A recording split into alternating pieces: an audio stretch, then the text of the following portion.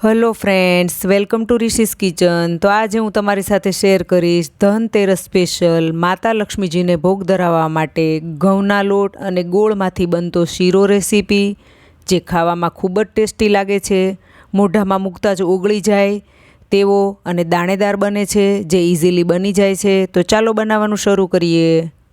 શીરો બનાવવા માટે એક વાસણમાં 1 કપ સમારેલો ગોળ, 2 કપ પાણી,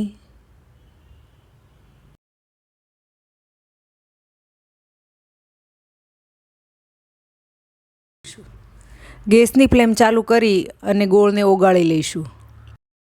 પાણી ગરમ થઈ અને ગોળ ઓગળે ત્યાં સુધીમાં લોટ શેકી લઈએ। ગેસ ઓન કરી મીડિયમ ફ્લેમ પર હેવી બોટમ પેનમાં 1 કપ ઘી લઈશું। ઘી ગરમ થાય એટલે 7 થી 8 બદામ આ રીતે મીડિયમ સાઇઝના ટુકડા કરીને લીધા છે, ફ્રાય કરી લઈએ। ફ્રાય કરેલા બદામના ટુકડા પ્લેટમાં લઈ લઈશું।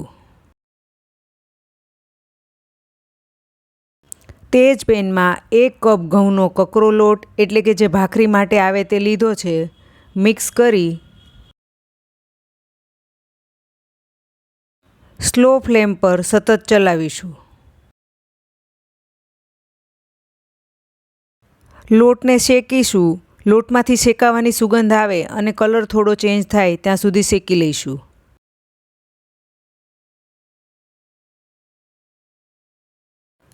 પાંચ થી 7 મિનિટ માટે લોટ સારી રીતે શેકીશું।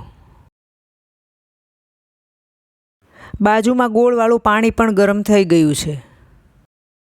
લોટ શેકાય અને કલર ચેન્જ થઈ ગયો છે।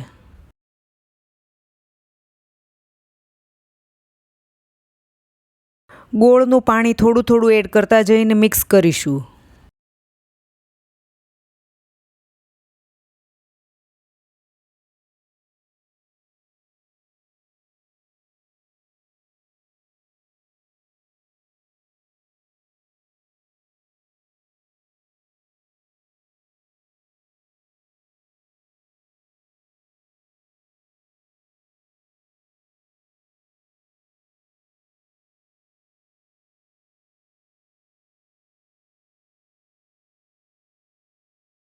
સતત ચલાવીશું।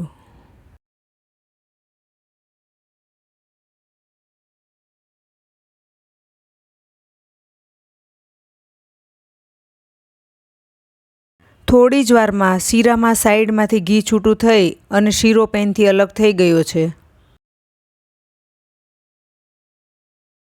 અડધી ટીસ્પૂન એલચી પાવડર, ફ્રાય કરેલા બદામના ટુકડા મિક્સ કરીશું।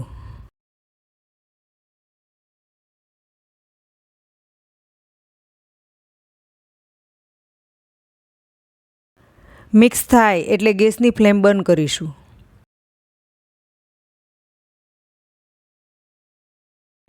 માતા લક્ષ્મીજીને ભોગ ધરાવવા માટે શીરો તૈયાર છે।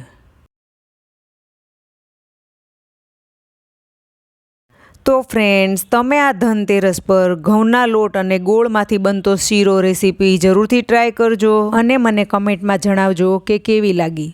જો સારી લાગે તો વિડીયોને લાઇક અને શેર કરજો। રિશીઝ કિચન ચેનલ સબસ્ક્રાઈબ કરજો અને આવી જ નવી રેસીપી જોવા સાઈડ પર આપેલ બેલ આઇકોન પર પ્રેસ કરજો, જેથી આવનાર નવી રેસીપીના નોટિફિકેશન તરત જ મળે। Thank you for watching.